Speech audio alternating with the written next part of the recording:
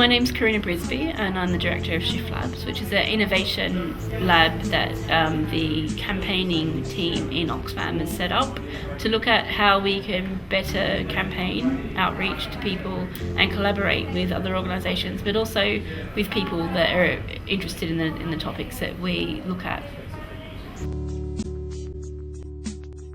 The reason I'm here today is because social media moves so fast and we all need to learn from each other. So there's not one person that has all the answers about how to use social media for humanitarian or how to use social media for in NGOs. And so we all need to have a constant conversation and learn from each other and talk to each other, taking lessons.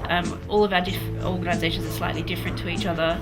Not one way isn't exactly the right way for everybody, but talking to each other, having those conversations allows us to find the right way for us, learn new things, try things out, and then share what works for us so other people can learn.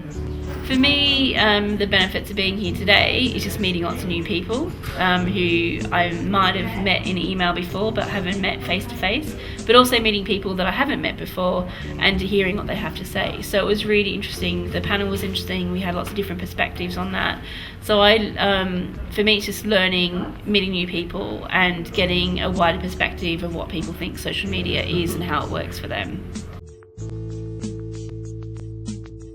I think there's a challenge with social media in that the perception that people have of it is that only the elite or people that have lots of money use it, and I think that's a perception that needs to be challenged in a way. People use different aspects of social media, and it depends what you put in what you include what social media is. Is social media blogging? Is it using video? Is it using audio? Is it Twitter? Is it SMS?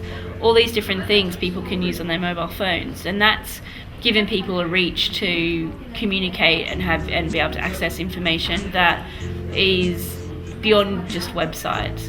But there is it does cost money to access these services. In different places and countries around the world, some services are free. For instance, you can cheaply get access to Facebook via text messaging in Nigeria.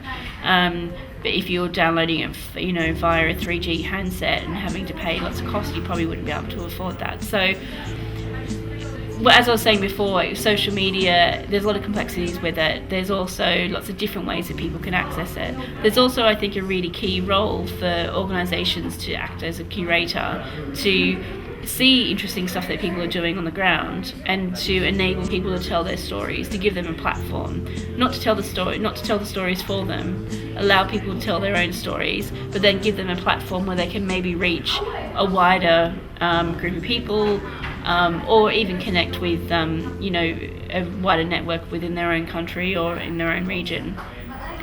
And I think by doing that, organisations have a really important role to play. So instead of telling the story for people, we need to allow people to tell their own stories, but to help them amplify their stories and reach a wider audience, both to raise awareness of issues that are going on around the world, but also because we all have a fundamental connection with each other. We're all human beings, and so finding that where that humanity and people's humanity and the stories they tell and how that connects us all together.